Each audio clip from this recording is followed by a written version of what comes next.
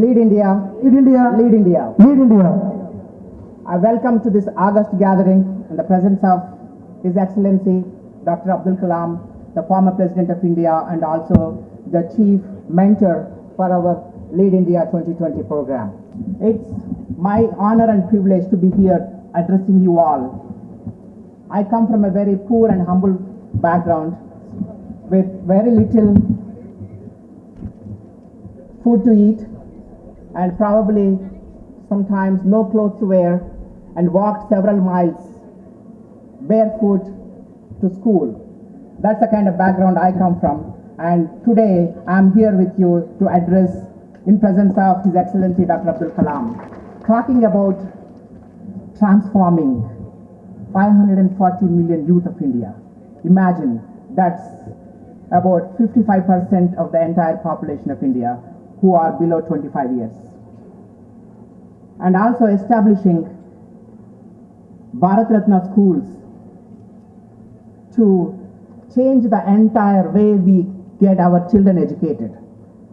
It's an amazing, adventurous initiation by our beloved Professor Sudarshan Acharya, who is the founder and also the chairman of the Lead India 2020 Foundation.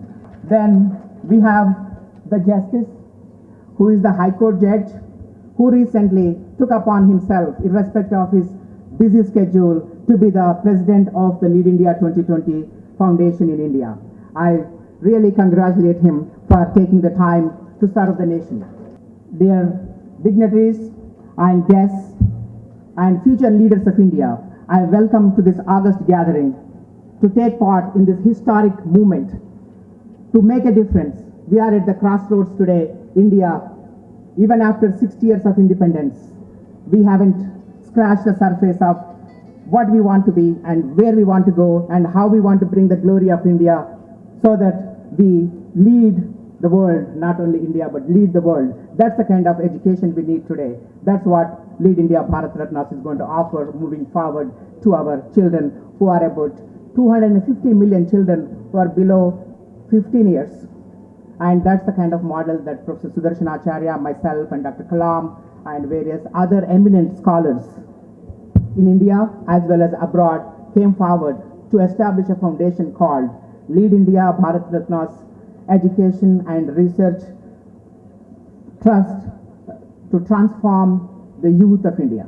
So that's the Liberty Foundation we're talking about, which is going to run with future schools with a vision, with a mission to establish with a skill-based, value-based education system for the entire nation of more than 1.2 billion people in this country. He is a great inspiration for many of us and many of our children, not only today but moving forward future generations as well. We are honored and humbled to be in his presence today to launch this great historic school called Lead India Bharat Ratnas. And I welcome you all for this August gathering, and we are all blessed to take part in this movement because Dr. Kalam is a Karana Janma. Yada yada hi dharmasya glanir bhavati bharata abhyudhanam adharmasya tadatmam sujamiham. So that's where he is the Karana Janma. So we need people like him to transform this generation, not only in India, in the entire world. Let's go back a little bit about the glory of India. Friends, we had the best universities, not only today, but in the 700 BC, we had the Takshashila University, where 10,000 students from all over the world learned over 60 subjects. And the Nalanda University in the 4th century BC, which is the role model for many of the today's universities around the world. That's the kind of glory we had. Today, after so many years of independence, we cannot blame the system, but we should blame ourselves why we are in this state. Let's retrospect ourselves, what we can do together, how we can change this system. It's all in your hands, how you want to make a difference. Friends, as you know, Bharat produced many eminent scholars, and few I'm going to quote here.